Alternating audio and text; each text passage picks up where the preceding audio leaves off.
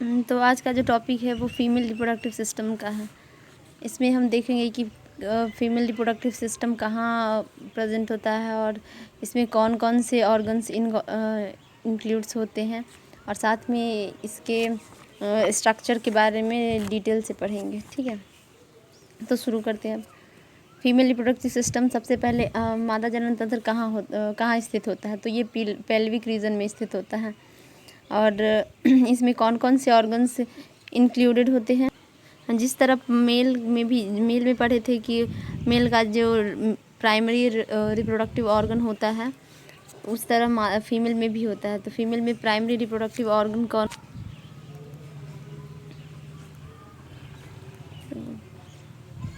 Primary reproductive organ जो है वो ओवरी है।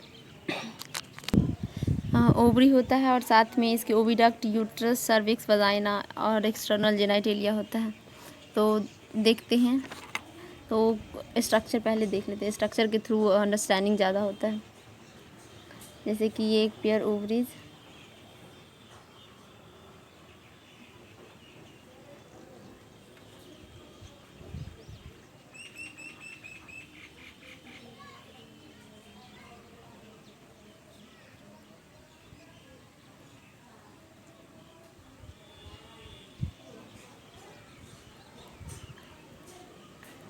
तो इस तरह का कुछ स्ट्रक्चर होता है। तो इसमें जो मेन ऑर्गन आते हैं वो देख लेते हैं। ये जैसे कि ये ओवरी है और ओवरी और ये है दो ओवरी है। ओवरी अगर नंबर में बोले तो 2 होता है, यानी 1 पेयर होता है ओवरीज। उसी तरह फैलोपियन ट्यूब भी 2 है। फैलोपियन ट्यूब को हम कहते हैं ओविडक्ट भी कहते हैं इसको। ठीक है, ये भी 2 पेयर होता है, एक इधर एक इस साइड। और उसके बाद एक ही होता है यूट्रस, सिंगल ही होता है यूट्रस। और यूट्रस के नीचे यहाँ सर्विक्स होता है और सर्विक्स के नीचे ये वजाइना। तो ओवरऑल जो स्ट्रक्चर होता है मेन यही होता है। जैसे कि एक पेयर ओवरीज और फैलोपियन ट्यूब भी एक पेयर, और उसके बाद यूट्रस है और उसके बाद सर्विक्स एंड देन वजाइना।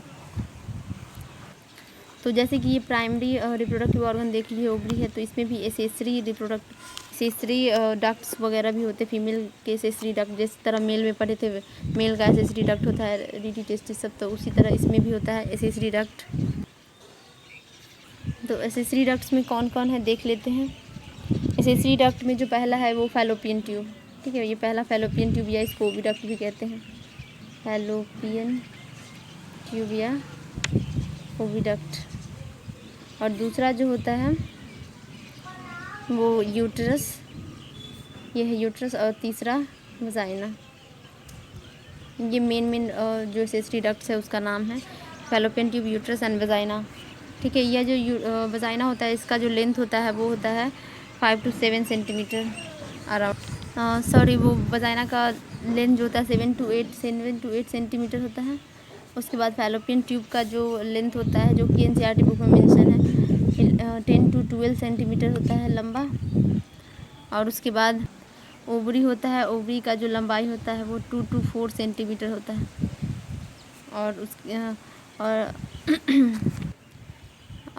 और इसके बाद होता है जैसे कि प्राइमरी और रिप्रोडक्टिव ऑर्गन, उसके बाद एसेसरी डक्ट और एक्सटर्नल जेनिटलिया। जितने में हम मेल में पढ़े थे ना उस तरह फीमेल में भी होता है। तो एक्सटर्नल जेनिटलिया में क्या क्या आता है। हाँ, एक्सटर्नल जेनिटलिया में देख लेते हैं। सबसे पहले मोन्स प्यूबिस आता है, मोन्स प्यूबिस। दूसरा लेबिया मेजोरा, लेबिया माइनोरा और हाइमेन एंड देन क्लाइटोरिस। तो ये जो मेन स्ट्रक्चर होते हैं एक्सटर्नल जेनिटलिया में।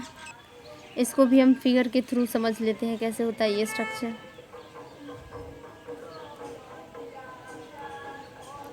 तो ये जो पार्ट होता है जिस पे हेयर प्रेजेंट होता है, और तो ये स्ट्रक्चर जो होता है वो मोन्स प्यूबिस इसको बोलते हैं, मोन्स प्यूबिस। इस पे प्यूबिक हेयर प्रेजेंट होते हैं और स्किन होता है, उसके ऊपर प्यूबिक हेयर होता है, तो इसको मोन्स प्यूबिस कहते हैं। उसके बाद जो ये बड़ा वाला फोल्डिंग है उसको बोलते हैं हम लेबिया मेजोरा। मेजोरा मतलब नाम से ही पता चलता है कि ये बड़ा होगा, मेजर मतलब बड़ा और माइनर मतलब छोटा होता है, तो लेबिया मेजोरा। देन उसके अंदर वाला जो फोल्डिंग होता है उसको बोलते हैं लेबिया माइनोरा।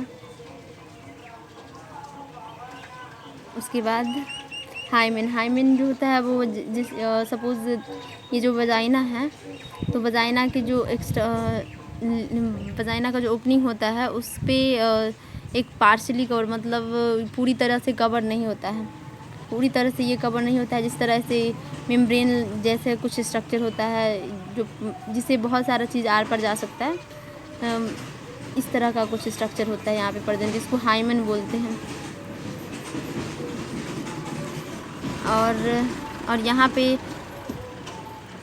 और ये जो स्ट्रक्चर है लेबिया माइनोरा और लेबिया मेजोरा दोनों का जो जंक्शन होता है, जंक्शन मतलब जहाँ पे दोनों स्ट्रक्चर जहाँ से ओपन होते हैं, तो उस स्ट्रक्चर पे एक छोटा सा डॉट लाइक स्ट्रक्चर होता है, इसको बोलते हैं हम क्लाइटोरिस।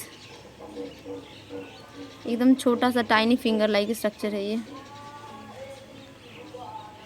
और इस क्लाइटोरिस के नीचे, मतलब ये जो क्लाइटोरिस है वो तो लेबिया माइनोरा और लेबिया मेजोरा के जंक्शन जहाँ होता है वहाँ पे प्रेजेंट होता है। लेबिया माइनोरा और मेजोरा के जंक्शन में प्रेजेंट होता है। जंक्शन मतलब कोई दो चीज़ का संधि जहाँ पे होता है उसको बोलते हैं जंक्शन।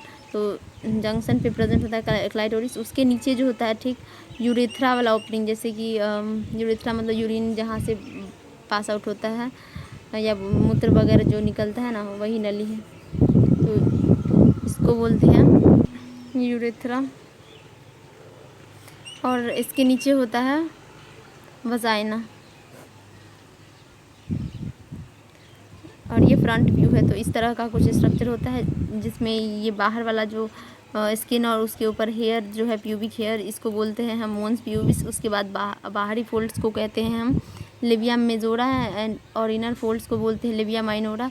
इनर फोल्ड्स और आउटर फोल्ड्स जो होता है मतलब labia majora and labia minora जिस पॉइंट्स पे मिलते हैं, तो उस पॉइंट पे एक छोटा सा फिंगर जैसे स्ट्रक्चर होता है उसको बोलते हैं हम क्लाइटोरिस। और क्लाइटोरिस के नीचे जो होता है वो यूरेथ्रा प्रेजेंट होता है और यूरेथ्रा के जस्ट नीचे वजाइना होता है। तो ये ऐसा आउटलुक हुआ। अब इसके बारे में जैसे कि फैलोपियन ट्यूब्स कहाँ होते कितने टाइप का होता है, उसके बाद यूट्रस का फंक्शन क्या होता है, इसमें कितने लेयर होते हैं, उसके बाद इस सब के बारे में फिर से डिटेल पढ़ेंगे। उससे पहले हम बुक में उसका फिगर दिखा देते हैं ताकि अंडरस्टैंडिंग और अच्छे से हो। जैसे कि ये स्ट्रक्चर दिख सकते हो ऐसे, ट्रांसवर्स सेक्शन कह सकते हैं, लॉन्गिट्यूडनल सेक्शन ऐसे करके कर सकते हैं। जैसे कोई आदमी ऐसे खड़ा है तो उसका स्ट्रक्चर है, ठीक है। तो ये जो दिख रहा है वो एनस है बाहर, जहाँ से हाँ ये एनस है जहाँ से फीकल मैटर पास आउट होता है। उसके बाद यहाँ पे ये जो है यूट्रस है। यूट्रस को वुम्ब भी कहा जाता है। यूट्रस को हिंदी में गर्भाशय और वुम्ब मतलब होता है गोद, तो ये भी उसका नाम होता है यूट्रस का। और उसके बाद यूट्रस के बाद जब ख़त्म होता है तो यहाँ से सर्विक्स, ये देखो ये स्ट्रक्चर है सर्विक्स, और सर्विक्स के जस्ट नीचे उसके बाद ये वजाइना वाला पार्ट है। यूट्रस, सर्विक्स, वजाइना, इन तीनों को सीक्वेंस में याद रखना। उसके बाद फिर यहाँ जो दिख रहा है ये स्ट्रक्चर, ये यूरिनरी ब्लैडर है जहाँ यूरिन स्टोर होता है और उसके बाद बाहर पास आउट होता है। और उसके बाद जो बताए थे कि लेबिया मेजोरा, लेबिया माइनोरा जहाँ पे खुलता है वहाँ से उसके जंक्शन पे ही होता है एक छोटा सा स्ट्रक्चर जिसको बोलते हैं क्लाइटोरिस, या नाम भी है क्लाइटोरिस, ठीक है। तो ये देख सकते हो सबसे ऊपर क्लाइटोरिस है, देन यूरेथ्रा और उसके बाद फिर वजाइना। इस स्ट्रक्चर को भी सही से देख सकते हो, जैसे कि ये ओवरी है, ओवरी जो जुड़ा होता है वो लिगामेंट्स के थ्रू जुड़ा होता है। पेल्विक वॉल और यूट्रस से जो ओवरी जुड़ता है वो लिगामेंट्स के थ्रू जुड़ता है। और यहाँ पे देख सकते हो इनफंडी, ये तीन जो स्ट्रक्चर दिख रहा है वो फैलोपियन ट्यूब का ही पार्ट होता है।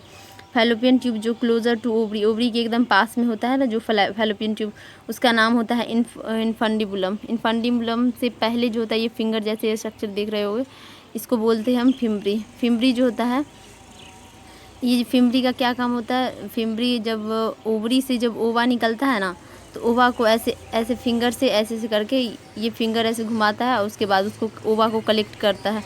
ओवा के कलेक्शन में ये बहुत हेल्प करता है। उसके बाद ये देखिए फनल शेप का होता है इनफंडिबुलम। उसके बाद जो थोड़ा सा उभरा हुआ पार्ट जैसे कि फूला हुआ पार्ट होता है, तो उसको एम्पुला। एम्पुला जनरली नाम उसी चीज़ का रखा जाता है जहाँ पे कोई उभरा हुआ पार्ट हो या कोई फूला हुआ पार्ट हो, उसका नाम रखा जाता है एम्पुला। उसके बाद है लास्ट पार्ट जो होता है फैलोपियन ट्यूब का, वो इस्थीमस होता है। और इस्थीमस बहुत थिन जो होता है यहाँ पे, ठीक है, थिन होता है। उसके बाद इस्थीमस के बाद जो होता है वो आता है यूट्रस। यूट्रस को हम वूम भी कहते हैं, यूट्रस मतलब गर्भाशय।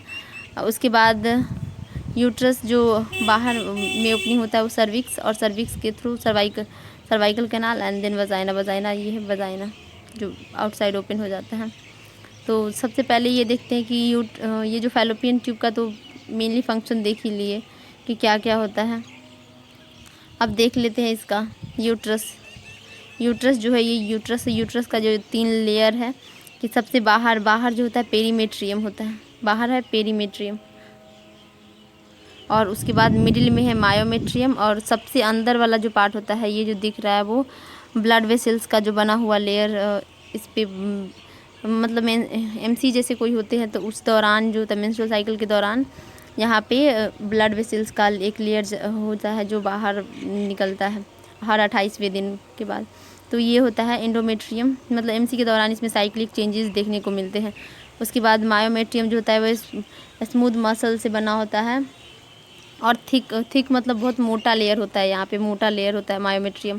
तो ऐसे याद। और लास्ट वाला जो है मतलब जो सबसे बाहर है, पेरीमेट्रियम सबसे बाहरी लेयर है और इंडोमेट्रियम सबसे अंदर वाला लेयर है। तो याद रखना कि इसका सीक्वेंस भी याद रखना ज़रूरी होता है कि ये पेरीमेट्रियम बाहर वाला है और इंडोमेट्रियम अंदर वाला है और मायोमेट्रियम मिडल। तो इसको याद रखने का पतला, और मायो मतलब मोटा, तो पतला वाला जो लेयर होता है वो बाहर होता है और मायो मतलब मोटा वाला जो होता है वो मिडिल में होता है, ठीक है, मोटा वाला मिडिल में होता है, और उसके बाद अंदर वाला तो समझ ही जाओगे। तो इंडोमेट्रियम के बारे में जो और भी सारे डिटेल्स है वो हम मेंस्ट्रुअल साइकिल जब वो टॉपिक पढ़ेंगे तो उसमें और डिटेल से जानेंगे, ठीक है।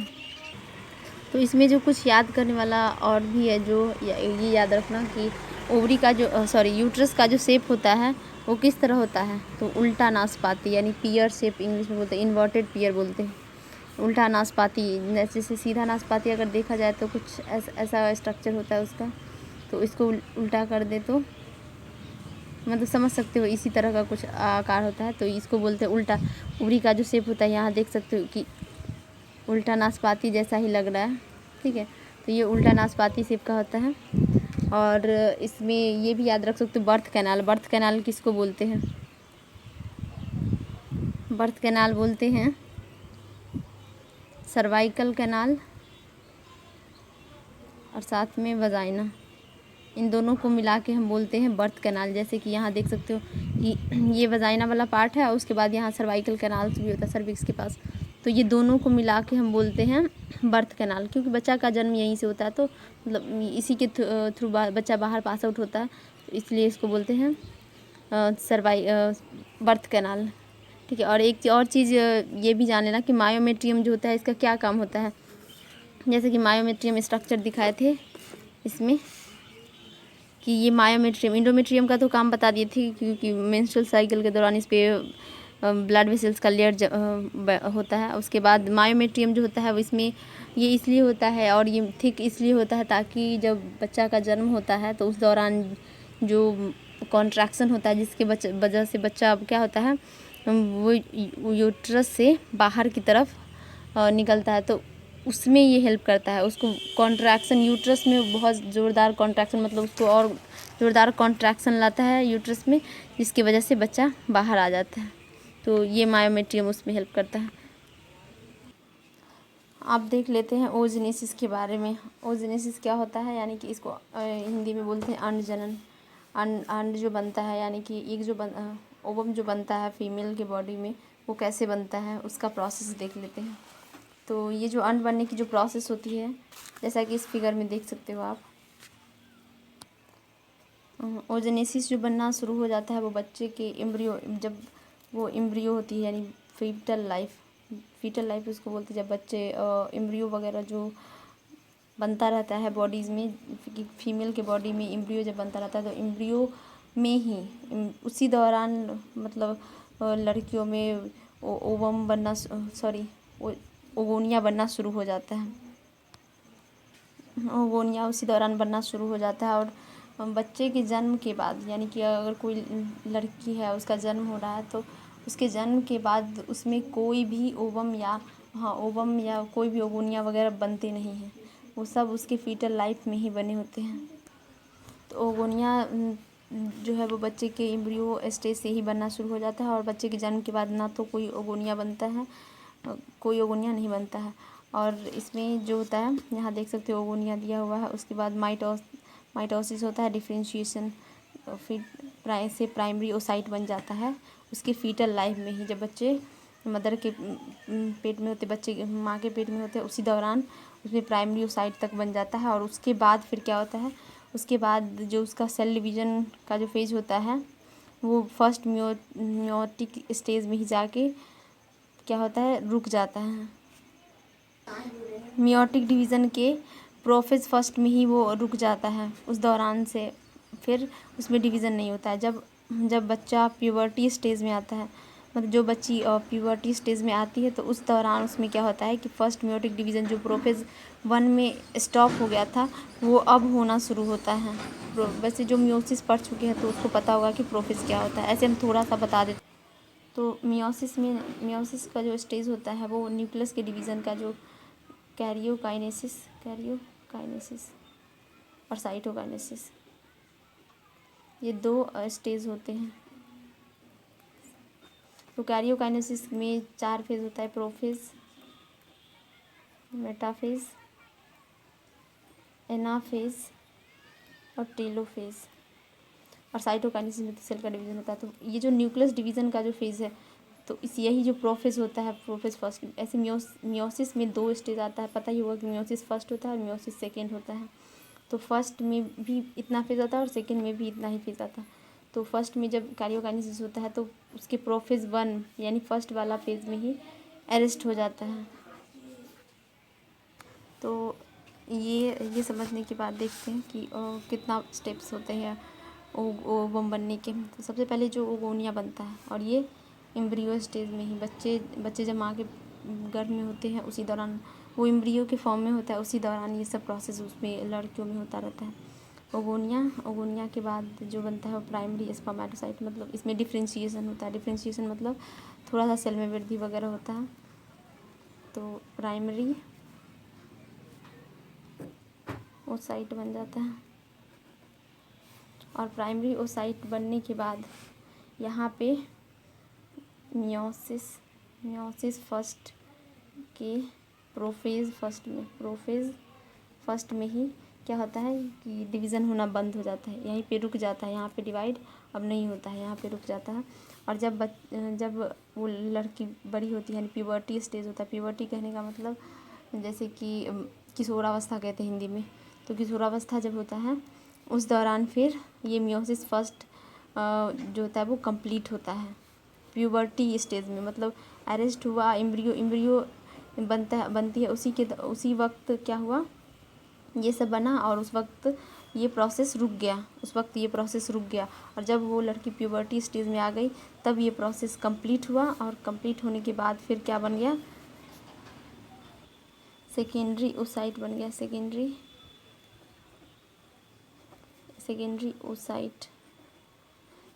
ओसाइट बन गया। और जब डिवीज़न होता है, जैसे कि ये सपोज ओगोनिया डिफ्रेंशिएट हो के प्राइमरी ओसाइट बना। तो और अब जब ये मियोसिस फर्स्ट होता है प्रोफेज का, तो इस दौरान जो होता है वो अनइक्वल डिवीज़न कहते हैं। जब जैसे कोई सेल है और ये सेम कंटेंट में दो डिवाइड हो जाए, जैसे कि जितना इसका शेप है उतना ही शेप में ये भी डिवाइड होता है। जैसे कि हाँ, इसका साइज़ देख सकते हो और इस दोनों का साइज़, दोनों सेम साइज़ का ही होना चाहिए, इसके साइज़ का ही होना है, पेरेंट के साइज़ का ही जो डाउटर सेल होता है वो भी होना चाहिए, तब उसको बोलते हैं इक्वल डिवीज़न।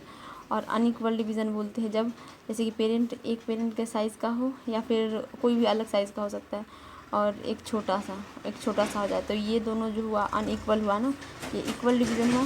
जैसे एक सेल जब डिवाइड हुआ तो इक्वली डिवाइड हुआ और ये अनइक्वल हुआ, तो इसको ही बोलते हैं यहाँ पे होता है फीमेल में अनइक्वल डिवीज़न होता है। तो ये जो एक छोटा सा स्ट्रक्चर होता है और एक ये स्ट्रक्चर होता है, इसको बोलते हैं सेकेंडरी oocyte, इसको सेकेंडरी oocyte बोलते हैं और इसको पोलर बॉडी बोलते हैं, पोलर बॉडी। तो ये पहला बार बना है तो इसलिए फर्स्ट पोलर बॉडी, इसको बोलते हैं फर्स्ट पोलर बॉडी। अब क्या होता है सेकेंडरी oocyte में इस वक्त भी डिवीज़न जो होता है वो अभी तो मियोसिस फर्स्ट कंप्लीट ही हुआ है तो ये स्ट्रक्चर बना। अब मियोसिस सेकेंड जो होता है वो यहाँ पे अभी रुक जाता है और ये कब होता है जब ये लड़की एक रिप्रोडक्टिव स्टेज में आ जाए।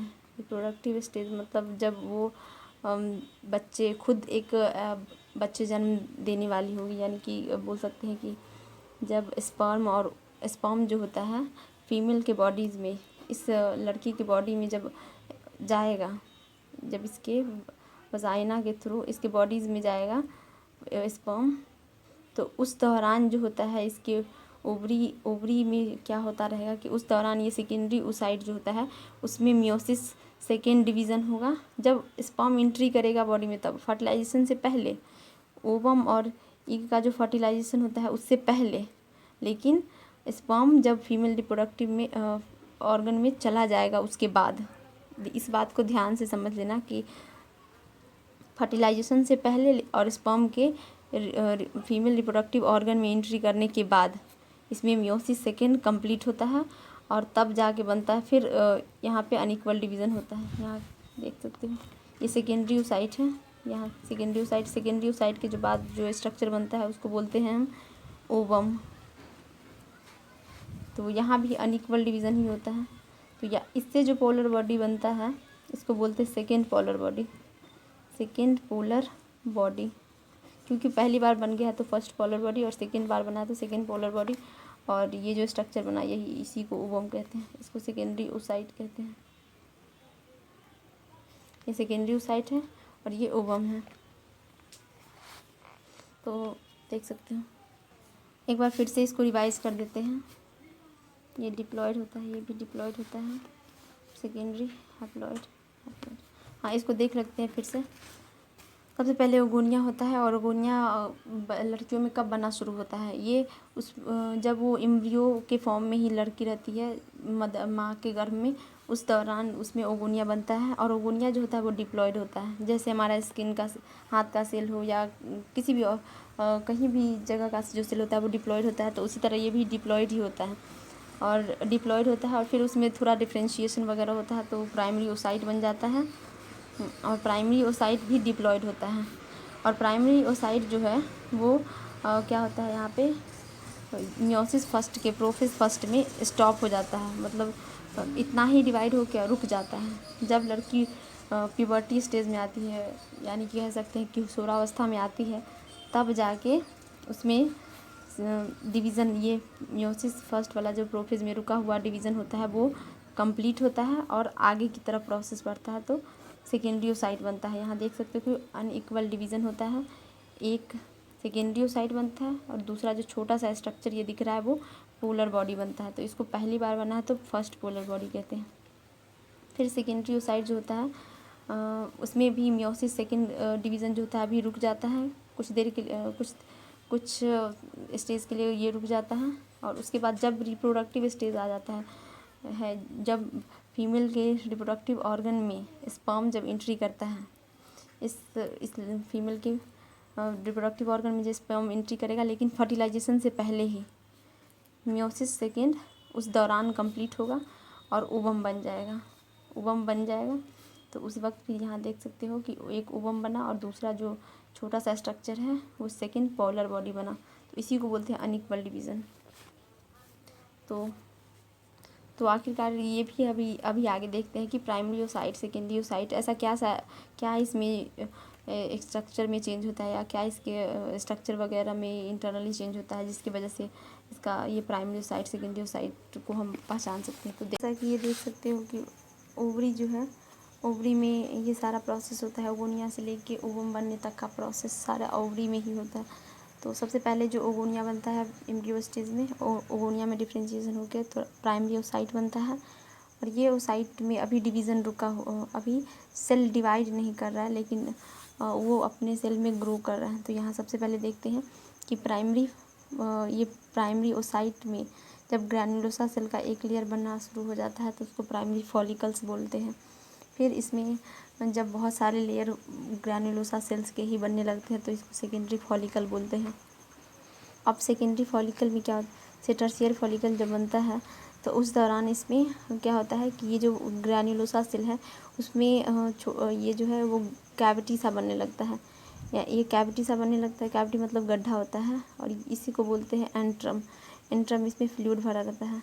और उसके बाद इसमें जो आउटर लेयर जो होता है ग्रैन्युलोसा सेल्स जो है वो आउटर लेयर इसको थीका एक्सटर्ना में कन्वर्ट हो जाता है, और अंदर वाला जो लेयर होता है इनर लेयर वो थीका इंटरना में कन्वर्ट हो जाता है, मतलब उसको थीका इंटरना बोलते हैं। और बाहर वाले ग्रैन्युलोसा सेल्स के लेयर को थीका एक्सटर्ना बोलते हैं। और अब अभी जो ये ओवम है, सॉरी सेकेंड, ये जो प्राइमरी ओसाइट्स है, अभी प्राइमरी ओसाइट ही है, सेकेंडरी ओसाइट नहीं है। प्राइमरी ओसाइट जो है इसके ऊपर क्या होना शुरू हो गया है, जोना पेलोसिडा का लेयर भी बनना शुरू हो गया। और यहाँ पे जब 14th डे ओव्यूलेशन होता है, जब मेंस्ट्रुअल साइकिल के 14th डे ओव्यूलेशन होता है तो इस दौरान क्या होता है कि यहाँ पे जो ग्रैन्युलोसा सेल्स का है वो तो हटता ही है साथ में, और इसमें से ओवम निकल जाता है। सॉरी, इसको ओवम नहीं बोलते, इसको सेकेंडरी ओसाइट बोलते हैं। इसको बोलते हैं सेकेंडरी ओसाइट। जिस तरह ये प्राइमरी ओसाइट है ना, जिस तरह ये प्राइमरी ओसाइट है उसी तरह अब ये जब ओव्यूलेशन हो गया है तो उस दौरान ये जो बचा हुआ पार्ट होता है, ये जो सेल का लेयर जो देख रहे हो ग्रैन्युलोसा सेल का, यही थीका एक्सटर्ना थीका इंटरना यही बन जाता है। इसको बोलते हैं कॉर्पस ल्यूटियम। कॉर्पस ल्यूटियम और कॉर्पस ल्यूटियम, और ये जो है वो सेकेंडरी ओसाइट, ये जो यहाँ स्ट्रक्चर दिख रहा है वो सेकेंडरी ओसाइट। और ये कॉर्पस ल्यूटियम ही होता है जो प्रोजेस्टेरॉन हार्मोन्स सीक्रेट करता है। ऐसे इसके बारे में और डिटेल्स में मेंस्ट्रुअल साइकिल में देखा जाएगा। ये है स्ट्रक्चर कंप्लीट ओवरी का, जो अभी हम इसमें इतना सारा प्रोसेस समझा है ना, वो ये होता है इसमें। यहाँ सबसे पहले देख सकते हो ये ओवरी का स्ट्रक्चर है, इसमें ब्लड वेसल्स है, ये प्राइमरी फॉलिकल्स बनना जो है वो, और प्राइमरी साइड के ऊपर जो लेयर बनता है ग्रैन्युलोसा सेल का, तो प्राइमरी फॉलिकल्स। फिर ये सेकेंडरी फॉलिकल, हालांकि इसमें नाम नहीं दिया गया हुआ है लेकिन यही सेकेंडरी फॉलिकल्स है। और धीरे धीरे ये कैविटी बनना शुरू हो जाता है, तो ये जो फ्लूइड भरा हुआ कैविटी है वो टर्शियरी फॉलिकल्स कहलाता है ये। और टर्शियरी फॉलिकल भी अब पूरी तरह से ग्राफियन फॉलिकल में डेवलप हो गया है। ग्राफियन फॉलिकल मतलब पूरा तरह मेच्योर हो गया है। तो जब मेच्योर हो जाता है तो यानी कि हिंदी में इसको बोलते हैं परिपक्व, मेच्योर को। तो जब वो परिपक्व हो जाता है तो उसमें क्या होता है, ओव्यूलेशन होता है। और ओव्यूलेशन के दौरान यहाँ से लिखा हुआ है ओवम, लेकिन ओवम ऐसे नहीं रिलीज़ होता है। ओवम बनता है जब फीमेल बॉडी में स्पर्म जाता है, उसके बाद वो सेकेंडरी ओसाइट ओवम में कन्वर्ट होता है। यहाँ होना चाहिए सेकेंडरी ओसाइट, ठीक है, लेकिन चलो कोई बात नहीं, ओवम में मान लेते हैं। और ये जो बचा हुआ पार्ट है, यानी कि इतना जो बचा हुआ पार्ट था उसमें से तो ये सिर्फ निकला है ना ओवम, तो ये ओवम कहलाया। और ये जो बचा हुआ पार्ट है उसको कॉर्पस ल्यूटियम बोलते हैं। और यही कॉर्पस ल्यूटियम होता है जो हार्मोन्स रिलीज़ करता है, प्रोजेस्टेरॉन। जैसे कि यहाँ पे हम देख सकते हो ये जो बना हुआ है ओवरी में जो ये सारे प्रोसेस होते हैं, तो सेकेंडरी ओसाइट, यानी कि यहाँ बोले जो मियोसिस फर्स्ट रुक जाता है और उसके बाद जो प्रोसेस रुकता है तो ये सेकेंडरी ओसाइट जो बनता है, यहाँ देखो प्राइमरी ओसाइट के बाद सेकेंडरी ओसाइट बनता है ना, तो मियोसिस फर्स्ट जब रुकता है ना, उसी दौरान ये फॉलिकल्स अपने साइज में फिर से ग्रो होते रहते हैं और उसके बाद फिर सेकेंडरी ओसाइट बनता है। यहाँ देखो, फिर सेकेंडरी ओसाइट बनता है और तब जाके फिर मियोसिस 2 रुकता है। तो रिप्रोडक्टिव लाइफ के दौरान ये जब स्पर्म फीमेल बॉडी के अंदर जाता है तब जाके ओवम बन जाता है। तो यही है, ये सब याद रखना। ये प्रोसेस है ओवम बनने की, तो इसको बोलते हैं ओजेनेसिस यानी कि अंडजनन।